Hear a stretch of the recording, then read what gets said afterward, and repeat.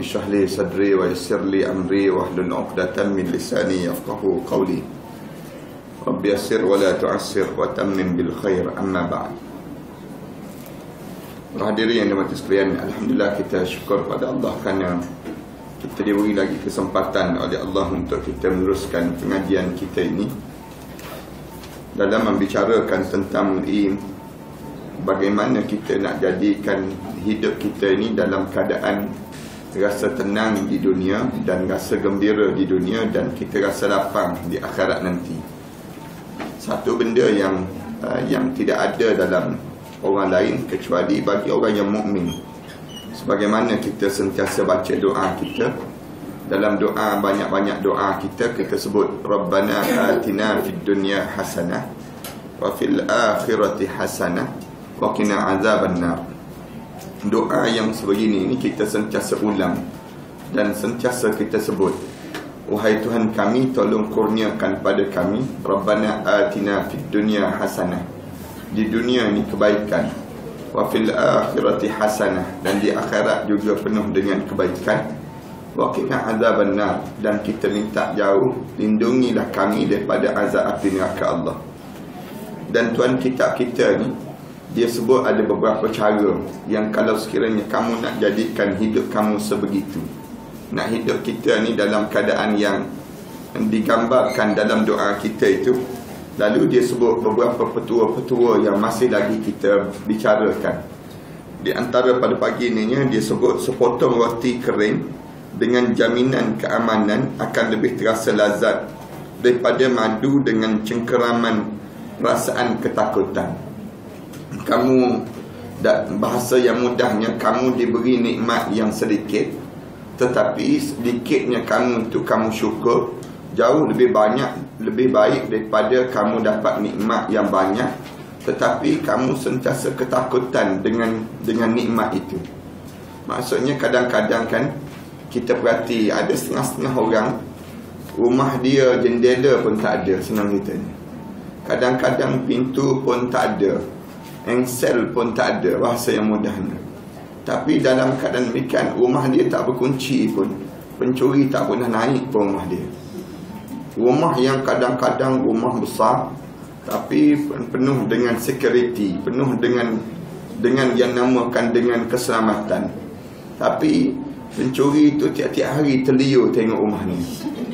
Nak sebut gambaran bagaimana kita nak.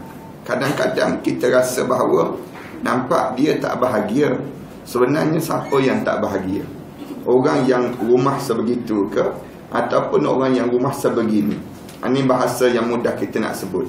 Kadang-kadang kita ni, Allah bagi ada orang yang hidup dia hanya makan roti, makan makanan biasa-biasa saja, tapi dia boleh ceria meria dalam rumah tangga dia. Bahasa yang mudahnya indah rumah tangga dia, boleh makan bersama adik-beradik, kemudian boleh makan dengan anak-anak, ceria je. Berapa ramai orang yang rumah besar, kemudian dalam keadaan yang makanan sedap, tapi dia seorang-seorang je, klik-klik dalam rumah ni. Maknanya gambaran sebegini ni yang diajar dalam hidup kita ni, kadang-kadang kita nampak pada zahirnya tidak bahagia, tetapi pada pandangan agama itulah orang yang jauh lebih bahagia daripada yang dinikmati. Ini benda yang sukar untuk kita nak fahami, kecuali kita hidup dalam suasana itu. Gambaran kebahagiaan ini kadang-kadang kita tersilap. Kita nampak bahawa bahagia ni apabila duit kita dah jadi banyak, apabila harta benda kita ni dah menjadi terlalu menimbul dalam hidup kita. Tapi kita tak fikir tentang bagaimana susahnya orang yang duit banyak untuk nak simpan duit dia tadi. Dan kat mana dia nak simpan? Orang yang terlampau duit banyak, dia terfikir juga kalau dia simpan banyak-banyak, nanti orang senang nak masuk rumah, nanti senang untuk dirompak. Kita lagi tunjuk kemewahan kita, kita tunjuk kita pakai barang kemas banyak-banyak.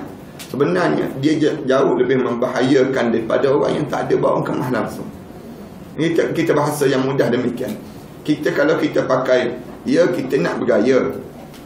Kadang-kadang kan kita nak bawa beg radar, misal contohnya. ataupun kita nak berjalan dengan beg hamil, jenama-jenama yang besar. Tapi kita tak fikir ke orang yang sedang memandang beg kita itu untuk mencabut ataupun merobekkan ataupun nak mengambil beg kita tadi. Maknanya ada kadang-kadang kita pandang lekeh dia orang yang bawa beg Ajinomoto, misal contoh. Beg Ajinomoto tu yang warna merah zaman dahulu kan. Demikian nak sebutnya kita kata Allah, beg yang jenis demikian je kita nampaknya. Tapi kadang-kadang orang tu jauh lebih bahagia daripada orang yang bawa beg LV tu. Misal contoh. Nak sebutnya gambaran contoh yang mudah lah dalam hidup kita. Dalam keadaan demikian Allah jadikan kita nampak bahawa bergaya itu jauh lebih indah. Kita rasa demikian. Tetapi ketenangan tu tak ada. Ketenangan tak ada. Tapi ada orang yang dalam keadaan biasa je, tapi dia ada ketenangan. Mana kita nak dalam hidup kita? Ketenangan itulah yang menjadi keutamaan. Bila ketenangan jadi keutamaan, Tuan kitab kita disebut sepotong roti dengan jaminan keamanan yang digambarkan itu akan lebih terasa lazat berbanding daripada madu dengan cengkeraman perasaan ketakutan. Yang tu yang dimasukkan oleh Tuan kitab kita. Maknanya kalau kamu dalam keadaan yang kamu banyak benda, kemudian kamu rasa selesa, kamu nampak pada zahirnya mewah kemewahan, tapi dalam masa yang samanya kamu tak tenang, tak ada nikmat langsung dalam hidup kamu.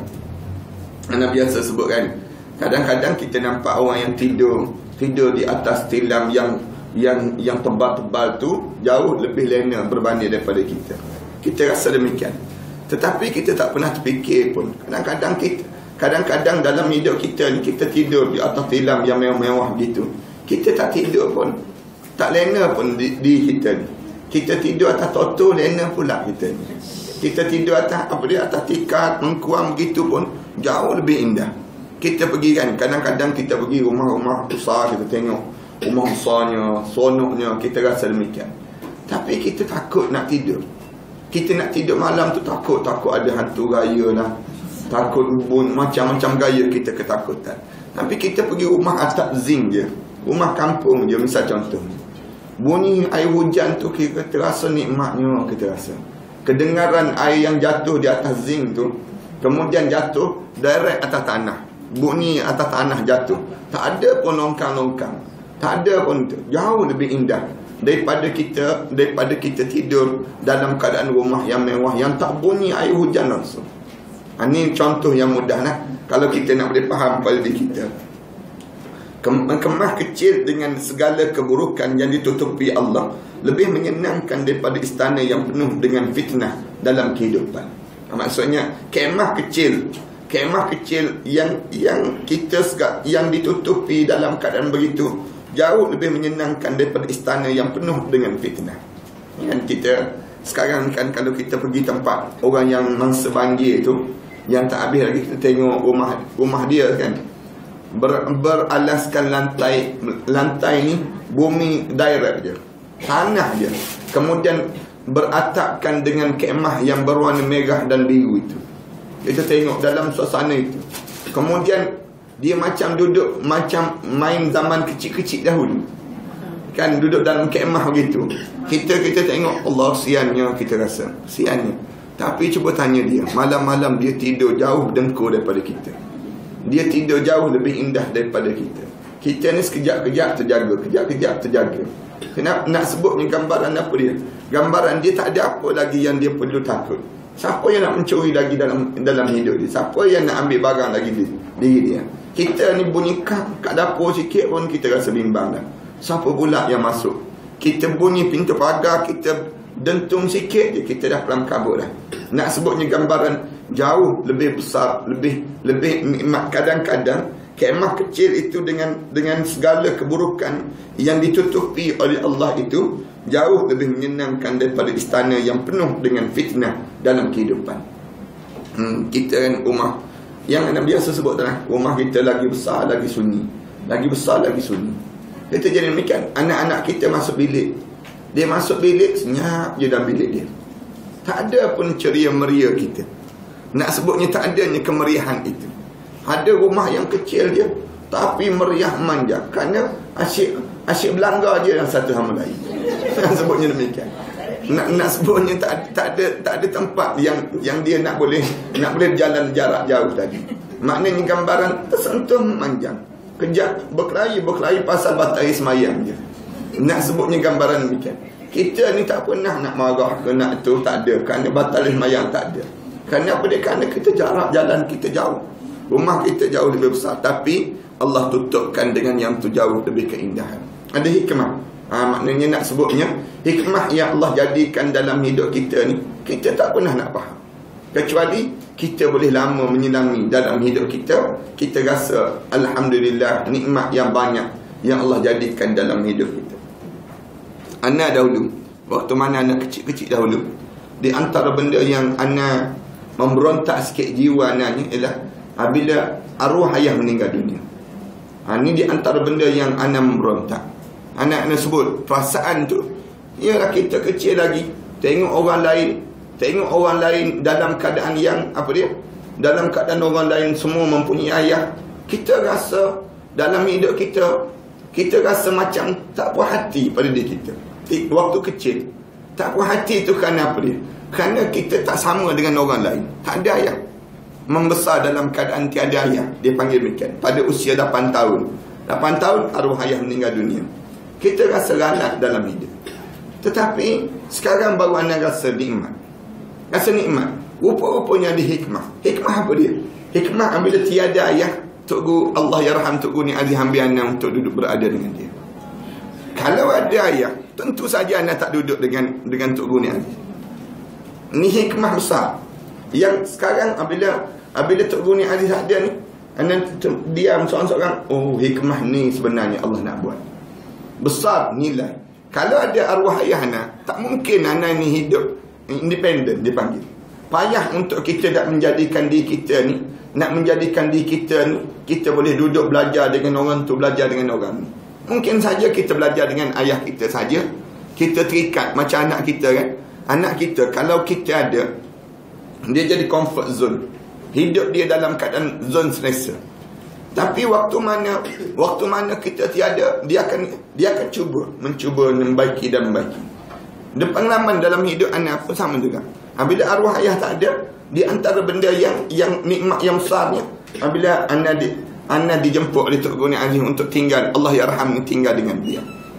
Tinggal dengan beliau ni berumur 11 tahun. Start daripada umur 11 tahun tu sampailah anak berusia 18 tahun. Belajar nak pergi sampai Universiti Al-Azhar. Sampai anak balik berumah tangga, sampai anak dapat anak, zuriat, semua dia jaga. Semua dia ajar macam mana. Sampai waktu mana akad nikah anak, dia yang akad nikah. Kemudian satu-satunya anak saudara dia yang dia hantar sampai ke bilik pengantin.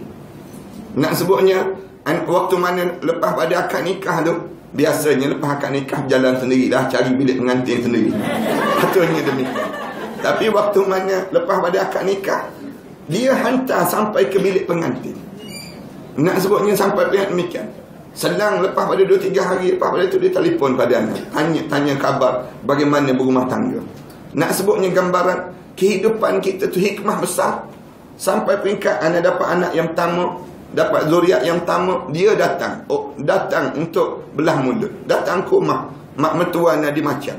Nak sebutnya datang anak yang kedua, dia datang. Orang lain semua dia suruh datang ke rumah dia.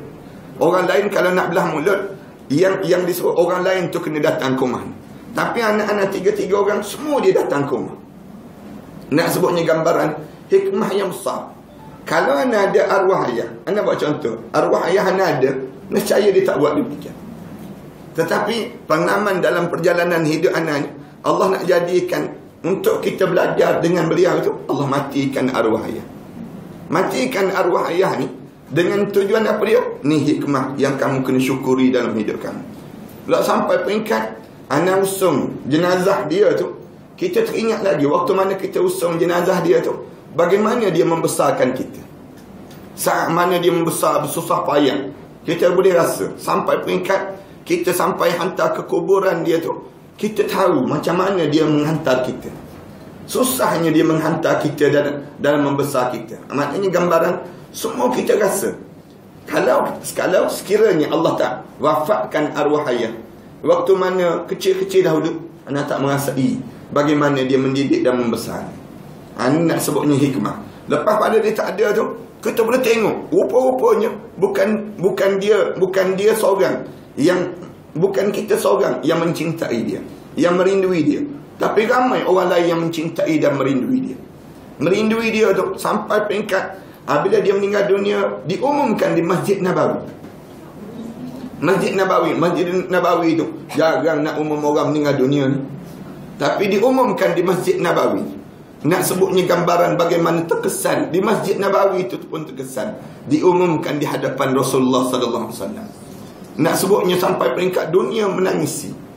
Baru kita rasa Allah, untungnya aku di antara orang yang merasai bagaimana dalam keadaan dibesarkan oleh beliau, saat mana yang sukar dalam hidup kita. Tapi hikmah itu kita tak rasa dahulu, tetapi kita rasa sekarang ni kita rasa alhamdulillah Allah bagi peluang. Musuh dia yang paling benci sebelum daripada ni, yang mengeji dia dan sebagainya, tinggal yang tolol-tolol lagi dia panggil. Yang tolol-tolol saja yang lagi yang mengeji dalam Facebook dan sebagainya. Kemudian yang musuh yang begitu panas, tak suka dengan dia, akhirnya menjadi kawan dan menjadi rapat, bahkan mengakui dia seorang tok guru dalam hidup mereka ini sendiri. Yang kita tengokkan berapa ramai Datuk Seri Najib datang, anda benarkan dia duduk depan betul arwah tok guru ni, depan jenazah tu, anda tengok dia mengalir mata. Nak sebutnya dalam keadaan dia pun turut sebab sama. Kemudian kita tengok dia pun umum dalam majlis yang rasmi itu, dia umum gambaran bagaimana dia terkesan. Padahal bertentangan ideologi politik itu memang wujud kan. Tetapi apabila sampai saat di mana ketiadaan itu, kita boleh tengok bagaimana Allah jadikan satu-satunya hikmah yang tersendiri menyatukan dalam keadaan yang puluhan tahun kita dalam keadaan bertelaga. Allah nak jadikan, boleh jadi Allah nak suruh kita orang Islam ni hidup dalam keadaan bersatu kembali, dimatikan dia baru kita celik mata. Itu cara demikian. Apabila selagi mana tak mati dia tu, lagi itulah kita asyik bertengkar, berkelahi dan sebagainya. Dia sebut dan sebagainya, kita tak ambil pengajaran. Waktu mana dia tak ada, baru kita ambil iktibar. Berapa ramai orang yang apabila anda tulis saja dalam Facebook, masing-masing sebut menyesal saya tak sempat datang menemui beliau waktu mana beliau masih hidup. Dia kalau anda perhati balik benda yang dalam perjalanan hidup dia memang dia tiru betul-betul sunnah Rasulullah sallallahu alaihi wasallam. Kalau boleh jadi saja, kalau dia hidup zaman Rasulullah, dia di antara sahabat-sahabat Rasulullah yang rapat dengan Rasulullah. Boleh jadi kehidupan dia demikian. Kerana hidup dia ni memang dia tiru betul-betul sunnah Rasulullah. Waktu mana dia mula menjadi menteri besar, dia naik jadi menteri besar, mak dia ni Aminah binti Majid ni kemas barang, tak nak kemas barang ni. Bila dia tengok mak dia ni kemas barang, arwah ni, dia tengok arwah mak dia ni kemah barang, dia pun tegur terus ibu dia. Ni cerita-cerita untold story ni dia panggil. Dia panggil dia demikian. Waktu mana dia tengok mak dia kemah barang, dia tanya, mak nak ke mana? Dia panggil Mek nak ke mana? Dia kata Mek nak pergi ke Pahang, nak duduk di Pahang dah. Dia tanya, kenapa Mek nak duduk ke Pahang? Dia tanya mak dia, kenapa nak duduk ke Pahang? Kata mak dia kata, kan Zik dah jadi menteri besar sekarang. Dia sebut dah menjadi menteri besar sekarang. Dan bila menjadi menteri besar ni mesti nak duduk rumah besar, dia sebut. Menteri besar duduk rumah besar kan. Dia kata mesti tak ada orang lagi nak jaga Mek. Dia pun pegang mak dia. Dia pegang duduk sebelah mak dia. Dia pun sebut terus. Dia kata Mek jangan ke mana-mana. Duduk di sini, dia kata. Zik tak akan pindah rumah besar tu. Rumah tu rumah rakyat, dia kata. Ini rumah yang arwah ayah yang bagi pada Zik. Rumah ni, dia kata, kita duduk sini dan kita tak akan pindah ke mana-mana. Mak dia pun baru buka balik baju-baju, susun balik. Nak sebutnya, ingat ke Zik nak pergi rumah besar tu? Dan dia pesan, jangan siapa-siapa ganggu dia di kalangan keluarga ni. Jangan ambil kesempatan waktu mana dia menjadi menteri besar. Anak-beranak ni, walaupun keluarga ni ramai, 18 orang adik-beradik. Kami 18 adik-beradik tok guru. Sepupu anak saja 100 lebih. Sepupu saja 100 lebih. Dalam keadaan yang sepupu yang ramai, anak beranak yang ramai, keluarga yang ramai ini, nak sebutnya gambaran yang ramai ini sendiri. Kemudian tak ada seorang pun yang ganggu dia. Tak ada seorang pun yang ambil kesempatan. Yang walaupun dia menjadi menteri besar. Dan anak sendiri tak pernah ambil, nak pergi duduk, nak cari projek-projek balak ke, misal contoh. Cari projek-projek itu dan sebagainya. Kenapa dia? Kerana dia kata, Rasulullah ajar pada kita. Rasulullah ajar pada kita supaya kita hidup ini, jangan kita nampak dunia nilaian kita. Tetapi kita hidup ni, nilaian kita akhirat Allah. Ini dia sentiasa pesan dalam banyak-banyak benda. Sehingga kan dia, bahkan dia berbangga dengan di antara keluarga. Apabila keluarga tu dah mula menghafal Quran, dah mula hidup dengan cara yang diajar oleh Rasulullah SAW. Ini benda-benda yang kita kena ingat. Ada kadang-kadang Allah bagi pada kita ni sesuatu benda yang kita tak nampak sekarang, tapi kita akan nampak akan datang. Hikmah yang tersendiri. Bagi kita, kita tak puas hati kalau sekiranya kita dapat sikit. Kita tak pernah puas hati kalau kita dapat sikit. Tetapi kita tak tahu di sebalik sikit itu banyak hikmah yang tersendiri. Kita makan, kadang-kadang kan, apabila kita dapat makanan, sikit je kita sebut. Sikitnya dapat. Lekat celah gigi je kita sebut. Kita tengok pinggan orang lain, banyaknya dia kita sebut. Banyaknya dia, kita tak tahu banyaknya dia itu akan menyakitkan perut dia sekejap. Manakala kita makan sikit ni, malah kita akan menambahkan tenaga pada kita. Kita tak puas hati dengan yang sikit, tetapi kita nak sentiasa nak biar jadi banyak. Kita nampak berdemikian, tapi kita tak tahu di sebalik hikmah itu yang Allah sediakan pada kita. Yang ni yang kita kena belajar dalam hidup kita. Yang anda nak suruh pada parahan sekian, cuba kita belajar hikmah yang terdapat di sebalik pemberian yang Allah bagi pada kita. Yang ni yang sukar, yang kita nak faham. Kecuali kita ni sentiasa rasa innal insana khuliqa halu'a. Manusia itu dijadikan oleh Allah dalam keadaan halu'a. Halu'a ni maknanya serba keluh kesah, serba tak puas hati dalam hidup dia. Cara demikian. Kemudian seterusnya disebut kegembiraan kerana ilmu itu akan menjadi abadi dalam hidup kalian. Kalian ada ilmu, kalian akan jadi gembira yang kekal, berkekalan dalam hidup kalian. Dan anda yakinlah, kalau Allah yarham, Tok Guru ni dia hidup, dia tengok kedatangan orang yang datang semayang jenazah dia. Setakat ni paling ramai di Malaysia. Tak boleh mengatasi lagi dah setakat ni. Yang datang, orang yang datang tu hampir 200,000 lebih rasanya. Anda tanya pada polis, boleh kata, anda tanya polis, dia kata jangkaan yang kami tengok, kami dapat laporan 200,000 lebih dia, katanya polis. Cuma berita tu dia tak boleh tulis lah 200,000. Kalau 200,000 tu mengejutkan sangat. Dia tulis 30,000. 30,000 ni secoek je. Mesti ni sampai peringkat 5 km. 5 km tu jam, jalan penuh orang, penuh, tak ada ruang yang tak ada. Semua tempat ada orang. Maknanya orang datang tu sekejap tu waktu mana ke bumi mayat tu pukul 11 pagi. Kalau ke bumi mayat lepas Jumaat lagi ramai. Lagi orang yang duyun-duyun. Tu kita umumkan pukul 10 pagi. Kita umumkan dengan sesegera mungkin di pandemik. Dia sentiasa sebut, dia waktu mana anda berjumpa dengan arwah ni, dia kata, apabila dia cerita ditanya pada anak macam mana mengajar dekat dalam TV, dia sebut macam mana mengajar dalam TV ni. Sebab dia tengok, dan dia pun 2-3 kali tengok anak dalam TV, rancangan tanyalah ustaz dan sebagainya. Dia tanya anak macam mana, anak kata macam berlakon je, anak sebut macam berlakon je mengajar. Kerana dalam TV ni sebelum nak masuk tu dia kena ada peraturan begini dulu. Lepas tu orang tak boleh tidur, anak kata. Orang yang kat depan kita ni tak boleh tidur. Anak sebut demikian. Kalau tidur, TV akan tutup, cut terus. Cut terus. Kenapa ada orang tidur seorang? Nanti masuk dalam TV, orang tidur tu tak boleh. Maknanya tak boleh nak tidur. Anak kata macam lakon. Lepas tu kita kena ulang balik. Lepas tu kita kena berhenti. Kemudian kena bagi ruang iklan. Kita sebut demikian. Lepas tu kita kena sambung balik. Kalau kita kuliah ni direct je kita sebut demikian. Tak ada berhenti. Dia pun ketawa. Dia kata Di antara benda yang Ayah Aziz rasa, dia bahasakan diri dia Ayah Aziz, rasa nak masuk TV sekali. Dia sebut demikian. Nak suruh ada juga rancangan live untuk dia. Live sekali.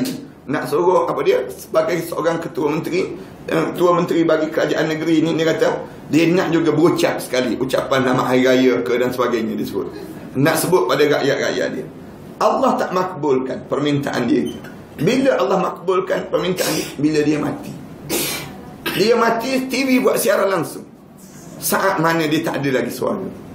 Waktu mana dia ada suara, TV tak buat siaran langsung. Bahaya dia bercakap, dia bahaya. Waktu mana dia mati, barulah dia ada suara. Barulah dia dirakamkan cara siaran langsung tu. Orang hadis boleh tengok dalam rancangan apa ni, Astro Awani ke apa dia, dan juga TV1. Tapi TV3 sibuk dengan melodi ke apa dia panggil, mentor, program mentor dia. Tak tepat langsung dia panggil. Kemuliaan kerana ilmu akan melestarikan dalam kehidupan. Hidup ni mulia bila kita banyak ilmu. Lagi kita banyak ilmu, lagi mulialah dalam hidup kita. Bukan dengan banyaknya harta, bukannya dengan tingginya nama, tak. Tetapi dengan kitanya, kemuliaan kerana ilmu akan melestarikan, dan ketenaran kerana ilmu akan kekal. Sedangkan kegembiraan kerana harta akan mudah hilang, akan mudah sirna dalam hidup seorang. Siapa-siapa yang gembira, dia gembira dapat duit, sekejap je. Kan diumumkan dapat bonus, sekejap. Sekejap tu, lepas pada dapat duit tu, benda apa? Kita pergi ke kedai kejap, habis terus. Tetapi kita bayangkan apabila kita diumumkan kita berjaya menghadapi ujian peperiksaan sekian-sekian. Kita pas, tak payah pas yang lain. Pas apa dia? Pas lesen kereta pun rasa gembira. Kan waktu mana kita bawa kereta, cubaan berulang kali. Berapa ramai orang yang berulang kali nak lulus. Nak lulus untuk ujian kereta.